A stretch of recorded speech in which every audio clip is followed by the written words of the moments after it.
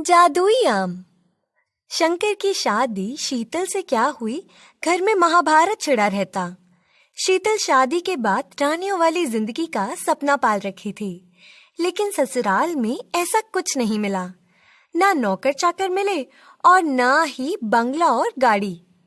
तो किसी न किसी बात से शंकर की पत्नी और माँ में अक्सर लड़ाई हो जाती। शंकर की पत्नी शीतल और शंकर की माँ दोनों में बिल्कुल नहीं पट रही थी। शंकर बिल्कुल नाकारा इंसान हो गया था। लॉकडाउन में उसकी जॉब छिन गई थी, नहीं तो वो भी दिल्ली में सुपरवाइजर बना फिरता था।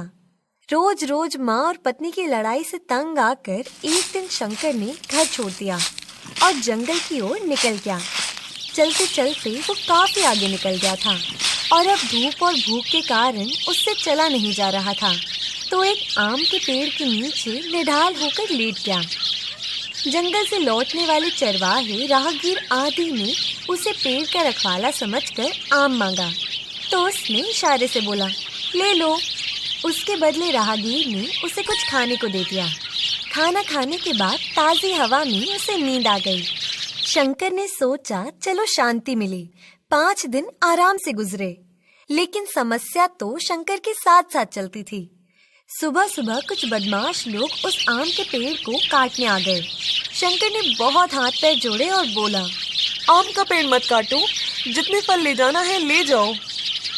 लेकिन बदमाश शंकर की बात को अनसुना करके पेड़ काटने लगा। परेशान होकर शंकर पेड़ से चिपक गया और चिल्लाने लगा, पहले मुझे काटो, फिर पेड़ को काटना। उसके चिल्लाने से चरवाहे राहगीर और आसपास के ग्रामीण लोग जमा हो गए। सब ने पेड़ काटने का विरोध किया और बदमाश इतने सारे लोगों की भीड़ को देखकर भाग गया। शंकर ने राहत की सांस ली। सभी ने शंकर को इस नेक काम के लिए शाबाशी दी। लोगों के जाने के बाद उसे एक आवाज आई, तुमने आज मुझे काटने से बचाया है। आवाज सुनकर वो इधर उधर देखने लगा। तभी आम के पेड़ ने कहा, मैं आम का पेड़ बोल रहा हूँ। शंकर हंसने लगा और बोला, ये हो सकता है, जरूर कोई मजाक कर रहा है।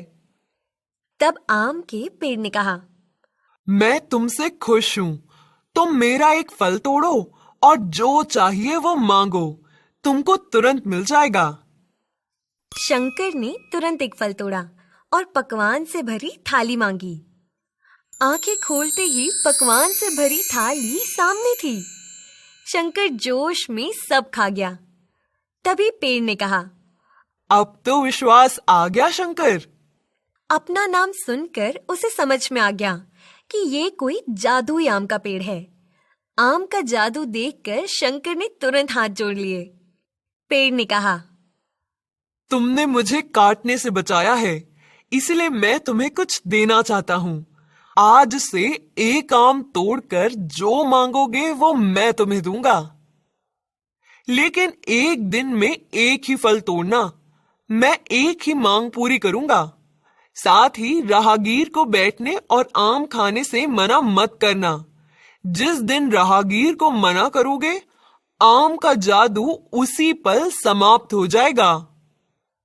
शंकर अब एक एक आम रोज तोड़कर धनवान बन गया और उसने अपनी माँ और पत्नी शीतल को अपने पास बुला लिया। महल देखकर उसकी पत्नी शीतल और उसकी माँ का आश्चर्य का ठिकाना न रहा। उन दोनों ने पूछा, इतना धन कहाँ से आया? तो शंकर बताने में आनाकानी करने लगा, तो दोनों अब शंकर से लड़ने लगीं। जरूर कोई गलत काम किया है जो जंगल के पास घर बना लिया। पैसा मेहनत का कमाया रहता तो गांव में ही नहीं रहते। थक हार कर शंकर ने जादुई आम की बात दोनों को बताई, तो दोनों के मन में लोभ आ गया। सुबह दोनों सास बहू ने मिलकर पेड़ के सारे आम तोड़ लिए और शंकर को बुलाकर बोली, रोज रोज कुछ मांगने से तो बढ़िया है आज ही सारा धन हीरा जवाहरात सब मांग लो। इतने सारे आम देखकर शंकर ने अपना सर पीट लिया और बोला, एक दिन में एक ही आम तोड़ना था।